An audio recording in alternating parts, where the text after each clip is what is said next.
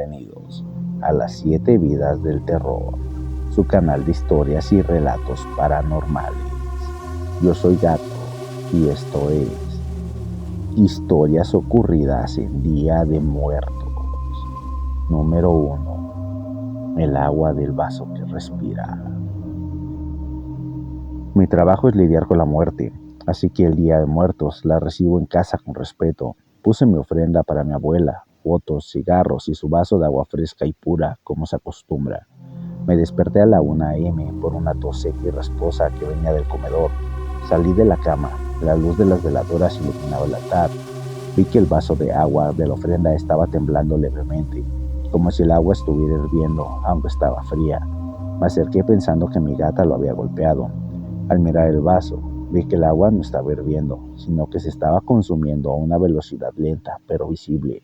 En la superficie, noté pequeñas burbujas negras que subían y se reventaban sin hacer ruido. Y luego lo sentí. Un aire pesado y denso, que me oprimió el pecho. No era frío, era la sensación de que el oxígeno estaba siendo succionado por alguien o algo muy cerca de mí. Me giré buscando la fuente y la vi justo detrás del altar. En la cortina de la ventana algo se movía hacia adentro, aunque la ventana estaba cerrada, y en el espacio entre la cortina y la pared había una silueta distorsionada y alta, completamente negra, que se inclinaba sobre la ofrenda. No era mi abuela jamás nos quitaría el aire. Tomé el salero de la cocina y sin mirar arrojé un puñado de sal al vaso de agua. Al instante el agua se evaporó con un hiss seco y la silueta desapareció. El vaso quedó con una mancha oscura en el fondo. El terror fue entender que no solo las almas buenas cruzan. Hay entidades que vienen a beber no solo el agua, sino la vida de quien reza, dejando un rastro de asfixia para poder pasar el portal. Historia número 2. El dulce que nadie puso.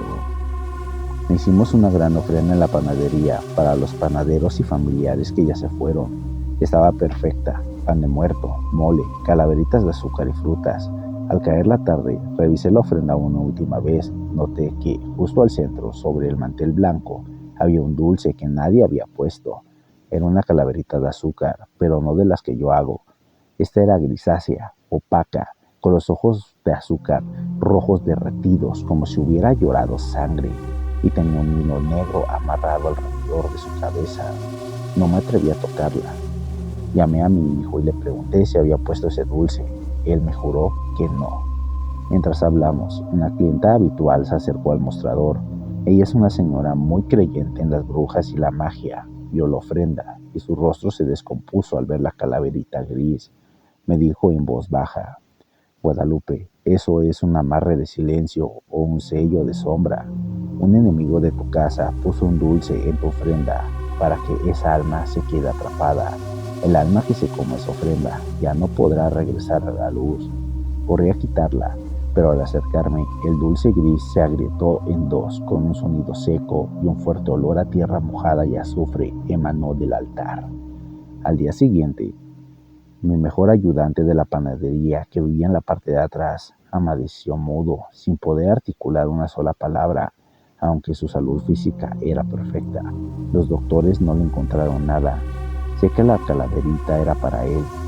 Alguien en este pueblo usó la puerta del Día de Muertos para robar la voz de un vivo, esperando que un muerto se comiera el dulce. Historia número 3. La sombra que dobló el petate. Me contrataron para limpiar la ofrenda después del día fuerte. La familia era de abolengo y la ofrenda era monumental: petates, manteles bordados y mucha comida. Mi tarea era doblar los petates, tapetes de palma, donde supuestamente las almas descansan al llegar. Llegué al salón donde estaba el altar.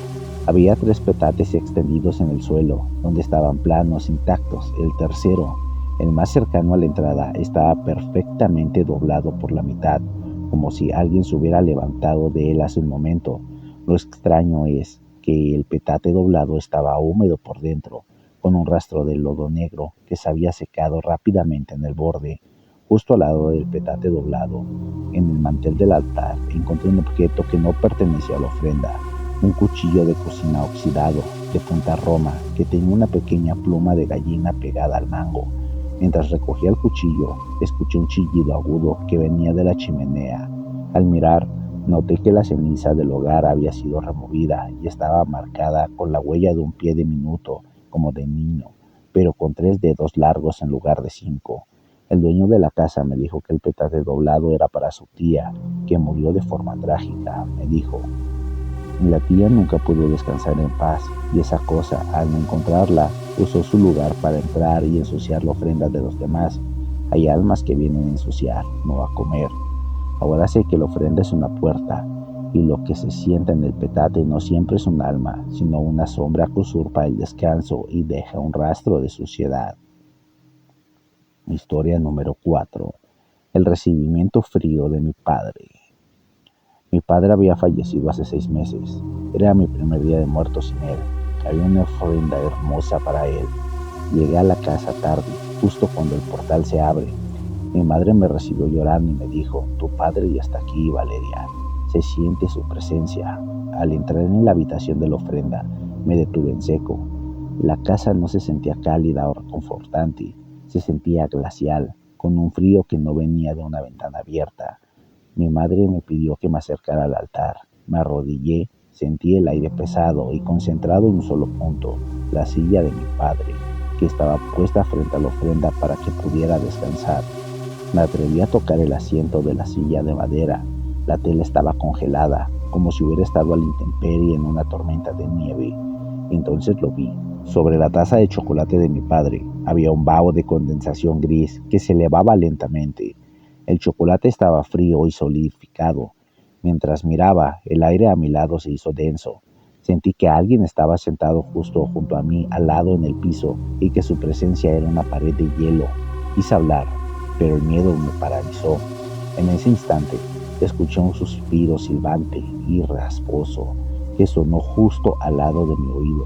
No era la voz de mi padre, era un sonido hueco. Mi madre, sin verlo, gritó, Valeria, te está tocando, se está manifestando. Salí corriendo.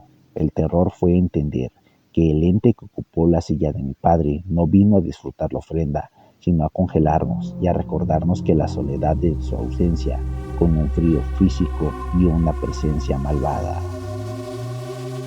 La ofrenda que crece sola, historia número 5.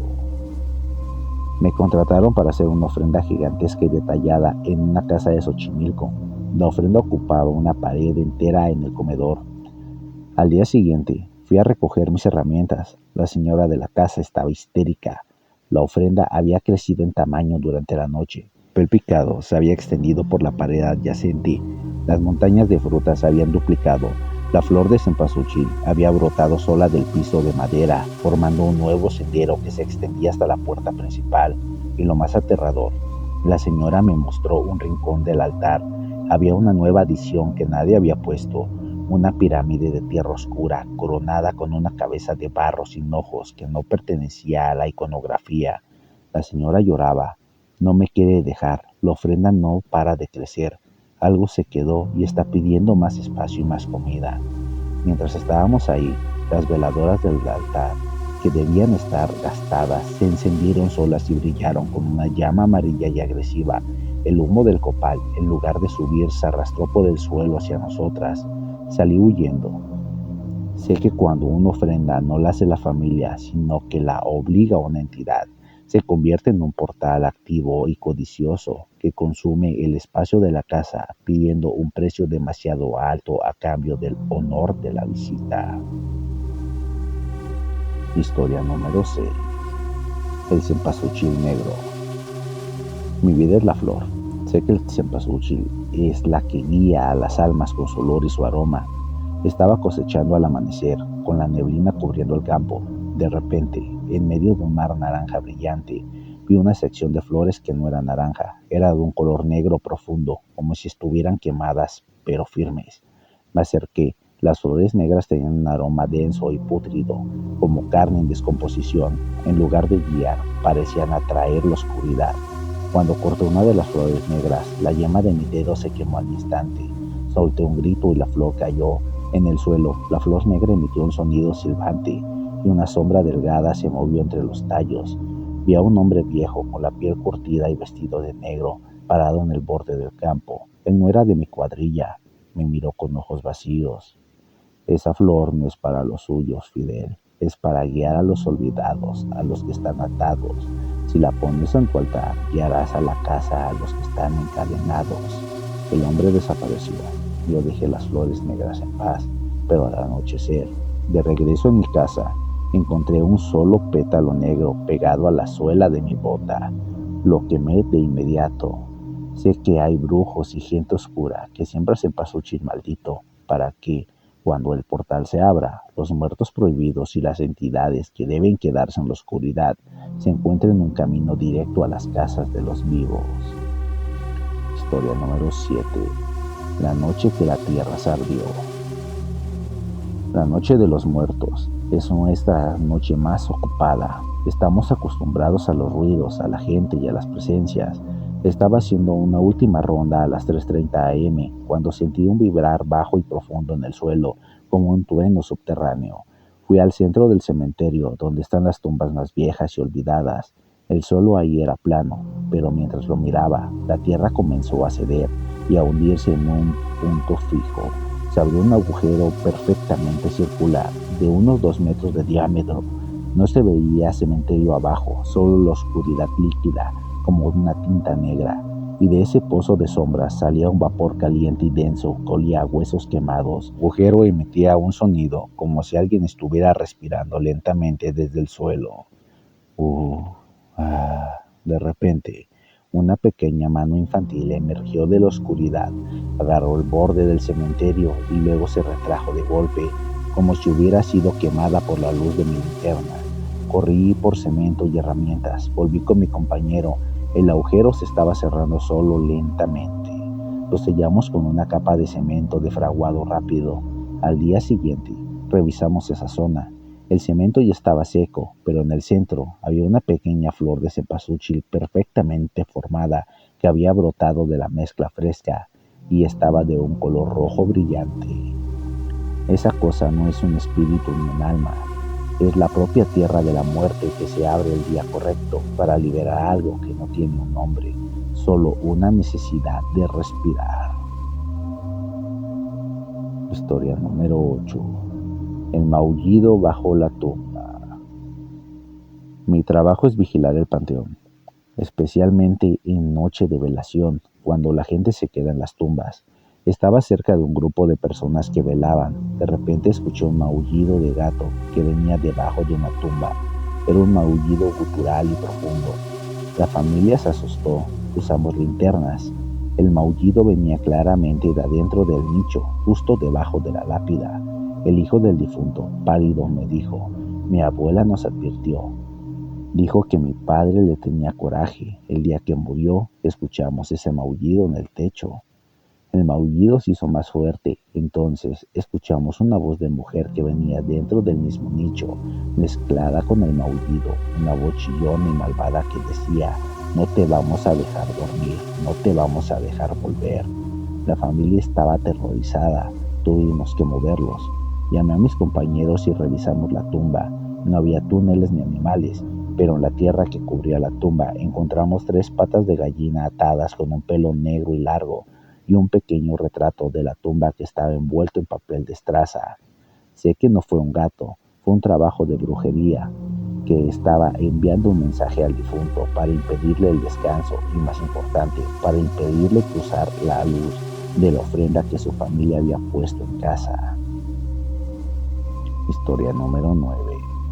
El mapa de veladoras rotas. Fui a Pátzcuaro a fotografiar la belleza de la velación. Miles de veladoras encendidas en el cempasúchil, la neblina. Llegué a una zona oscura del cementerio, donde las tumbas eran más modestas. Vi un patrón de veladoras muy extraño.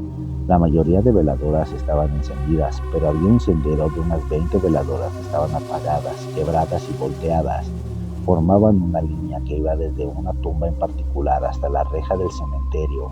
Era un camino, pero de negación. Me acerqué a la tumba. Era una tumba sin nombre, solo una cruz de madera, pero noté que alguien había dejado un pequeño espejo de mano sobre la tierra, apuntando hacia el cielo.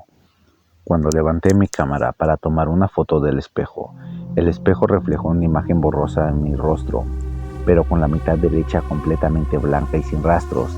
Justo en ese momento, escuché un grito de terror que venía del otro lado del cementerio. Dejé la cámara y corrí a ayudar. Cuando regresé, 10 minutos después, el sendero de veladoras rojas ya no existía. Solo había tierra, pero en el lugar exacto donde había estado el espejo, ahora había una cruz hecha con ceniza oscura. Luego supe que la gente supersticiosa hace eso, rompen las veladoras para trazar un camino inverso, una maldición para que la persona enterrada no regrese con su familia, sino que se vaya a otro lado. Me aterra pensar que al tomar la foto, mi rostro quedó incompleto y yo me convertí en el siguiente objetivo del camino inverso. Historia número 10. El rastro de sal en el suelo. Mi trabajo el 3 de noviembre es horrible. Limpiar los restos de cera y flor en los altares públicos de la plaza. Estaba barriendo una esquina donde había estado un altar grande. Noté un patrón de sal muy peculiar en el suelo de adoquín. No era sal de comida, era una línea gruesa de sal de grano gorda que empezaba en el centro del altar y terminaba en una perfecta línea recta que iba directo a la calle y luego daba un giro de 90 grados, apuntando hacia la carretera de la salida del pueblo. Era una ruta de escape, un sello. La supervisora, una mujer mayor y sabia, me dijo mirando el rastro de sal: no la toques, Marta, eso solo es un brujo. Es la sal que no permite que el espíritu regrese. Según ella, si un alma se regresa al pueblo después del Día de Muertos y no quiere irse, un brujo traza un camino de sal para que esa alma no pueda caminar, obligándola a seguir un camino que lleva fuera del pueblo para siempre. Mientras yo miraba el rastro de sal, el sol se hizo fuerte y la sal comenzó a evaporar la humedad de la noche. Chisporroteando en el centro de la ofrenda, el rastro de sal terminaba de una forma redonda y gruesa, como un nido. En el nido de sal encontré un muñeco de tela viejo, atado con una cuerda de cáñamo. El muñeco tenía el rostro completamente cubierto de cera negra. Esa cosa no era un alma, era un espíritu que había sido capturado y sellado con sal para que no regresara a su tumba y no pudiera reclamar a su familia. Yo fui la última persona que lo vio antes de que el sol lo evaporara. Historia número 11. La calavera que sonríe demasiado.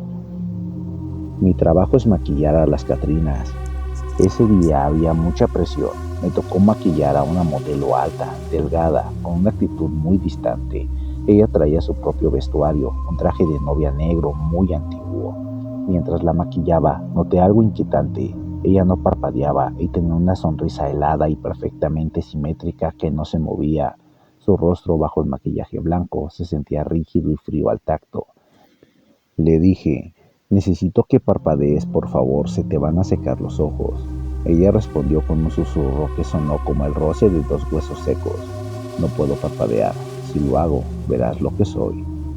Ignoré el escalofrío. Terminé de maquillarla con la clásica sonrisa de Catrina, pero al terminar, su sonrisa se ensanchó un poco más de lo que yo había dibujado. Me miró a través de un pequeño espejo de mano y me dijo: ¡qué buen trabajo! Ahora soy perfecta, ahora puedo cruzar. Un compañero de logística vino a buscarla, diciendo que debía ir a la zona de ensayo. Él la miró de arriba abajo y me preguntó: ¿a quién maquillaste, Ricardo? Esa mujer no está registrada en el desfile. La figura, al escuchar esto, se giró hacia mi compañero y estiró su mano. Su guante blanco se pudrió al instante en la punta de los dedos, revelando unos huesos amarillos y largos que se intentaron agarrar al cuello del compañero. Corrí. La Catrina desapareció entre la multitud de modelos. El terror no es que un muerto venga a la ofrenda, es que un muerto use la celebración pública como un disfraz perfecto para suplantar a un vivo y conseguir pasar el portal de regreso. Yo soy Gato y esto fue Las 7 Vidas del Terror, tu canal de historias y relatos paranormales. Sígueme en mis redes sociales y no te pierdas ningún video. Dale like y compartir. Hasta la próxima.